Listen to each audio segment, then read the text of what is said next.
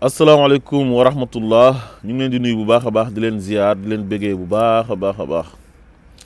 di wax inna lillahi wa inna ilayhi rajiun ñu ngi jàlle waa Sénégal yëpp ci li ñu bokk rawatina waa Pastef plus particulièrement au président Ousmane Sonko ci naqar bi nga xamante ni am nañ ko mu nekk ñetti ndaw yoo xamante ni dañ doon ànd ak le président Ousmane Sonko ku ci mel ni kooku di Ibrahim nekkoon photographe président Ousmane Sonko doon photo manifestation yi doon am yëpp ci Pastef waaye tamit nekkoon seen caméraman tamit doon filmer li nga xam ne moom mooy activité wu président Ousmane Sonko di ko jaarale ci Jotna TV di ànd ak tamit ki nga xam ne moom mooy Sadikh Top ci ay direct yi nga xam ne daan nañ ko def ci télévision en ligne boobu noonu di Jotna TV ñu ngi jàlle ki nga xamante ni moom mooy Ama Ndaw nekkoon garde du corps président Ousmane Sonko ak Moussa ñoom ñett ñëpp ñu ngi leen di jàlle seen ay mbokk di bokk ak ñoom naqar bi di leen wax ne àdduna moom nii rek la dee moom fu nekk lay ñëwee qul innal mawta allazi tafiruna minhu fa innahu mulaqikum dee fu nekk lay dajeek yow mën na dajeek yow ci accident mën na la fekk sa néeg nga tëdd di nelaw mën na dajeek yow ci avion mën nga dox ci mbedd ba mu yàgg daanu mën nga feebar fu nekk rek dee mën na fa jógee waaye gis nga Sénégal dëkk bu doy waar la dëkk la boo xamante ni dañuy def manipulation di def manipulation ba bu naqar jotee sax di nga gis ay nit ñoo xam dañuy profité ci occasion boobu di manipuler opinion bi ñi nga xamante ni ñoom ñoo am naqar di famille ñi nga xam ne ñoom ñoo gaañu di famille Ibrahim ak Ama Ndaw ak Moussa bu leen nangu kenn ku leen manipuler bu leen déglu kenn gëm leen ne dee yàlla moo koy dogal te kenn ku nekk boo génnee àdduna rek yàlla moo waxoon ne bés boobu noonu doo ko weesu ci ngay génn àdduna kenn du weesu sa bés. am na nag ñuy jóg di wax naan président Ousmane Sonko dafay ànd ak ay xale dugg avion ba pare moom dugg oto sacrifier xale yi loolu bu leen ko déglu loolu ay waxu caaxaan la ay waxu naafeq la ñëpp xajuñ ci avion ñëpp mënuñoo duggandoor ci avion te ñun Sénégal si suñu aada sax. di voyager àndandoor ñun ñëpp sax loolu dañ koy tere parce que maari day taali bu choc amee ñëpp mën nañ cee des da ngay faral di gis ay famille yoo xam ne sax bu ñuy tukki dañuy disperser wu tasaaroo ci ay oto wala kii bu demee xëyee dem ci lendemain bi ñeneen dem kon bu leen déglu naa fekk yi parce que dañuy contre le président Ousmane Sonko ba bu amee naqar sax dañ siy profité ci occasion bi pour di def manipulation di def politique loolu bu leen ko nangu. maa ngi déglu démb benn frère Ibrahima di wax naan gisaguñ président Ousmane Sonko ba léegi déggaguñ ko timit mais président Ousmane Sonko dafa nekk ci choc parce que Ibrahima boobu noonu daf ko jege woon Ibrahima boobu dafa sori ci moom Ama Ndaw dafa sori ci moom Moussa dafa sori ci moom kon bu leen déglu kenn ku leen di manipuler lu nekk nit ñi ñu ngi koy wax ci ay commentaires moytu leen politiciens yi dañuy ànd ak yéen di leen sacrifier fii. képp koo xamante ni da nga yore parti booy jóg nekkul na yéen ñëpp yéenay àndandoor Macky Sall moom mooy le président de la République mais ñaata yoon lay voyager ci biir Sénégal dugg avion jiitu gaay mi jël oto topp ci gannaawam ñaata yoon la ànd ak ay nit yi accidenté dee récemment tournée bi mu doon def tuddee woon ko tournée économique doon wër Sénégal mais ñaata nit ñoo ci accidenté waa leeral.net dafuñ ci choc ba seen ay éléments génn ci àdduna Macky Sall bi muy soog a falu doon na dem Fatick am benn choc bu am ci yoon bi am benn gendarme bu ci génn àdduna président Ousmane Tanor Dieng yàlla na ko yàlla yërëm am na benn yoon muy dem Porokhane benn gendarme ñàkk na ci bakkanam ci ñi ko doon escorté kon loolu yàgg na am Sénégal waaye du ay président Ousmane Sonko moom mooy sacrifier ay nit pour lan muy sacrifier ay nit. bàyyi leen naa fekk bàyyi leen wax ju ñaaw Sénégal ñun ñoo ko bokk benn bopp la kenn mënu kaa xar ñaar bàyyi leen bu nit amee naqar ngeen ñëw di yokk naqar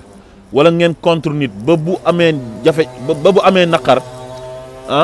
nekk ci tiis ngeen profité di dem ci ñi nga xamante ni ñoom ñooy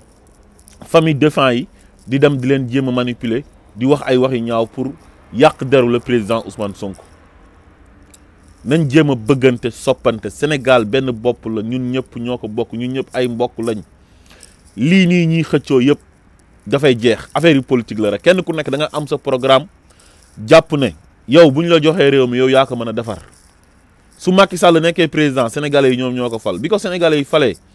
Ousmane Sonko am na droit taxaw ne ko yow li sénégalais yi doon xaar ci yow gisuñu ko man am naa programme bi gën mais loolu mooy démocratie loolu moom mooy république tax loolu ñu bëgg a noonante pour lan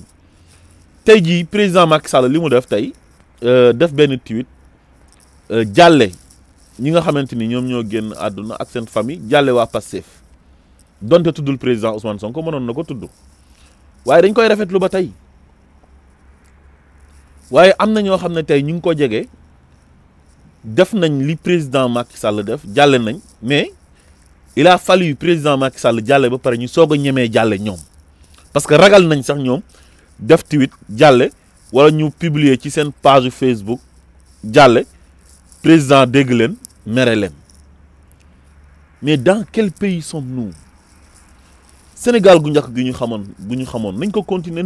di bëggante di soppante yéene wante jàmm divergence mënul ñàkk mais bu naqar amee kenn ku nekk na nga bokk ak sa morom naqar ñun loolu lañ ñu xamee woon moo tax gis nga président Macky Sall il doit faire très attention delloo soit xelam bu baax a baax gis nga ñi koy jaay nii di ko dugal ci ay xeex attaquel diw songal diw ñooñu ñoo gën a bon ñoo gën a yées ci Sénégal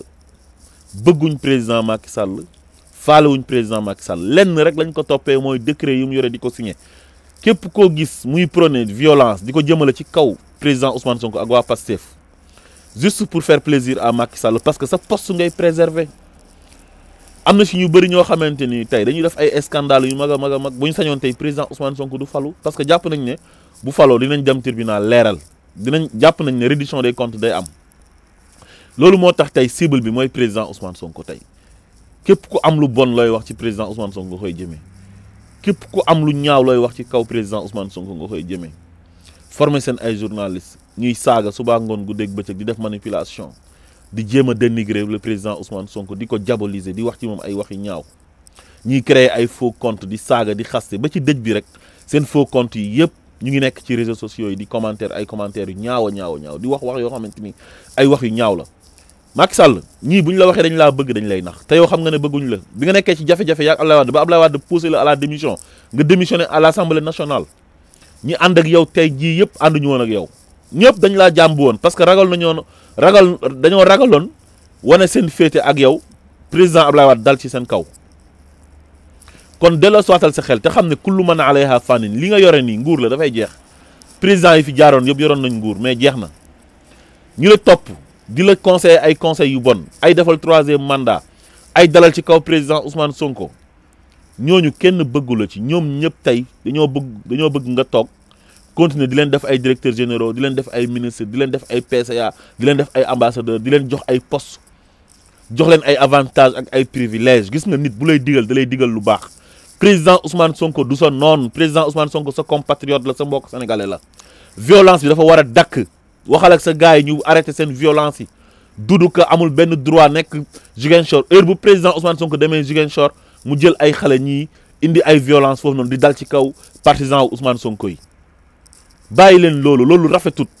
tey jii su fekkoon ne yow loolu da ngay wane ne àndoo ci dëgg bu Doudou Ka dafay loolu da nga war a dal ci kawam nga sanctionné ko wane ko man wan ko ne ko carrément man jàmm laa bëgg ci dëkk bi man maay président de la république te kenn warumaa gën a bëgg jàmm képp kuy oote jàmm man nga ciy jàppale mais nag yenn yi su fekkee ne dafay am nga toog di seetaan dafoo ci benn sanction dafay mel ni daf la neex te képp ku wax ci sa 3e mandat bi ne mënoo ko am nga dàq ko wala képp koo xam ne dafa wax loo xamante ni arrangé wu la yow ci sa parti bi ak ñu ngay gouverner te bokk ci coalition bi wala mu bokk ci parti bi da nga koy dàq fi nga war di mën a dàqee nit ñi nag mooy ñi nga xamante ni bëgguñ jàmm ci réew mi cible kenn violence bi am ci réew mi yëpp diggante sa parti la ak Pastef te waa Pastef mosu ñoo attaqué kenn ñoom toujours ñoom ñooy dem di def provocation di attaqué président Ousmane Sonko pour jéem ko déstabiliser parce que xam nañ ne moo gën a favorable fu mu nekk nii pour remplacer la parce que moom la sénégalais yi bëgg am na yoo xam ne nag yàlla moo koy def nit mënu ci dara su fekkee yàlla dafa ubbi xolu doomi aadama yi dugal ci nit nga ne loolu kut ko kut di nga ko dindi loolu da ngay sonal sa bopp du violence moo koy faj. li amoon mois de mars war nañu servir de leçon ba fukki xale ak ñeent génn ci àdduna te ba léegi ubbiwu leen ci enquête loolu dafa métti fu mu nekk nii nag élection yi mu ngi waaj a ñëw te sa gars yi heure bu ñu gisee président Ousmane Sonko dinañ jéem a def ay provocation pour jéem a xeex ak ñoom pour ñu jéem a teg loxo ñi nga xamante ni ñoom ñoo ànd ak président Ousmane Sonko te heure bu amee dañuy gis les forces de l'ordre gendarmerie wala police dañuy taxaw di seetaan parce que seen commandant bay nekk foofu noonu ci zone boobu wala commissaire de police ba fay nekk jàpp na ne bu intervenir rek moom dañ koy dàq te parce que toujours noonu lay demee mais yéen état ngeen yore te état ñëpp ko bokk xamal leen da ngeen a war a xam ne yéen li ngeen jiite Sénégal yëpp ko bokk du waa APR rek ñoom ñoo moom nguur gi wala waa Benno Bokk Yaakaar Macky Sall doit être le président de tous les Sénégalais parce que si loolu lañ ko falee mais falewuñ ko parce que APR la jiite wala Benno Bokk Yaakaar la bokk dañ kaa fal dénk ko lu ñëpp bokk muy état di république kon police ak gendarmerie pour ñi nga xamante ni ñoom la ñuy nommer ay commissaire ak ay commandant pour ñuy préserver ñoom it seen poste jaral na leen sax bu ñu waree def seen liggéey dafay am ay discrimination ay parparloo loolu rafetul Ousmane Sonko sénégalais la comme yéen dafay fay impôt comme yéen te impôt yooyu noonu ñuy fay ak taxes yu ñuy fay moom la ñuy fayee ñi nga xamante ni ñoom ñooy suñu force de l'ordre yi pour ñu ñuy aar kon aar bi warul yem rek ci ñi ànd ak Macky Sall mais dafa war a yem dafa war a daj ñëpp nañ jëlawaat suñu xel te moytu violence gis nga fitna baaxul yàlla wax na ci alxuraan ne wattaqu fitnatan laa tusibanna allazina zalamu minkum xaassa képp kuy yee fitna boo ko yeeyee mën nga xam fu muy commencé waaye bul xam fu muy yem parce que boo taalee fitna mën na dem ba laalaale ñoo xam ne sax seen yoon nekku ci violence mënul faj dara violence mënul tax Ousmane Sonko dellu ginnaaw violence mënul tax ñi bëgg Ousmane Sonko xëy na dañuy bañ Ousmane Sonko diabolisation beeg yëpp mënul faj dara kon nañu delluwaat suñu xel te xam ne Sénégal ñun ñoo ko bokk ñu ngi jàllewaat le président Ousmane Sonko ak waa Sénégal di jàllewaat famille ñi nga xam ne ñoom ñoo ñàkk asalaamaaleykum wa rahmatullah